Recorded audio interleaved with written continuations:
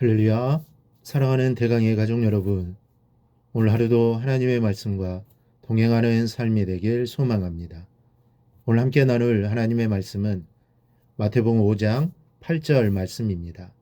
마음이 청결한 자는 복이 있나니 그들이 하나님을 볼 것이며. 아멘. 우리는 지난 시간을 통해 팔복 중 다섯 번째 말씀을 살펴보았습니다.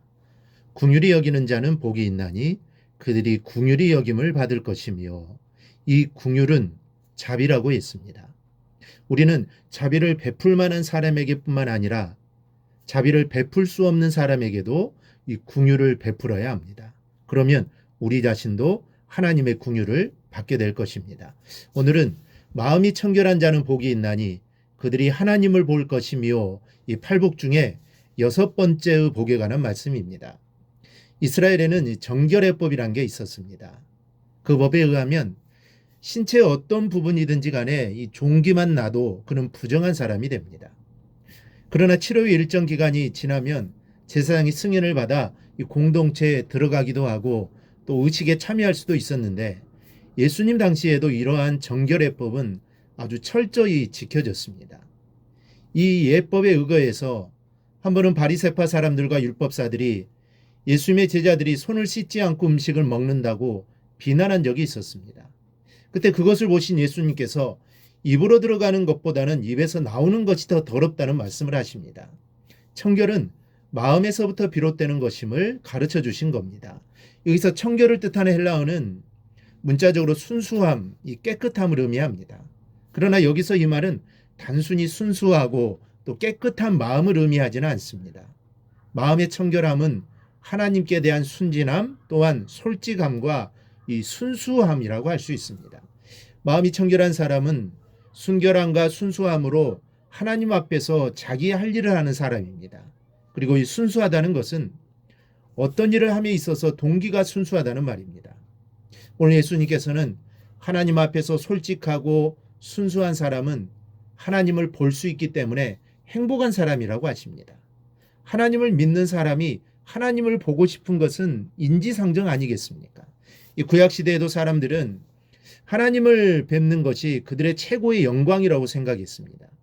모세가 그랬고, 또 시편 기자는 내 영혼이 하나님 곧 살아계시는 하나님을 갈망하나니 내가 어느 때에 나아가서 하나님의 얼굴을 배울까, 이 간절함을 노래하기도 했습니다. 그러나 그럼에도 옛날 이스라엘 사람들은 하나님을 본다는 것을 두려워했습니다.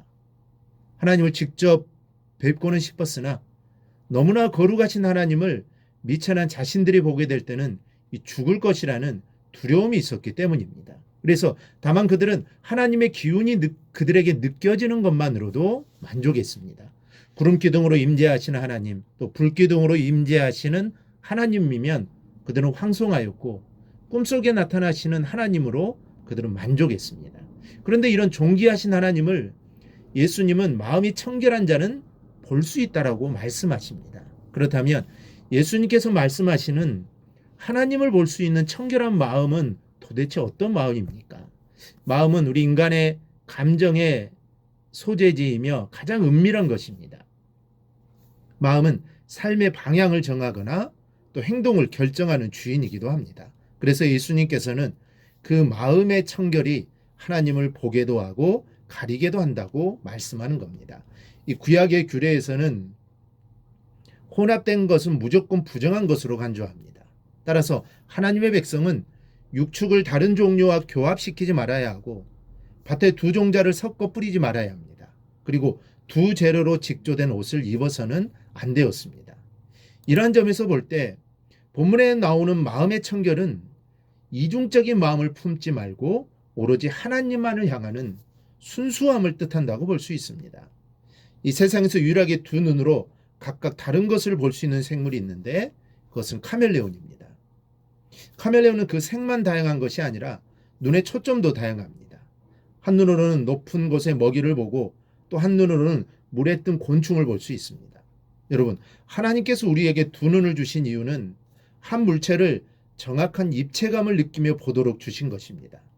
결코 이런 것들을 보도록 따로 두 눈을 주신 것이 아닙니다.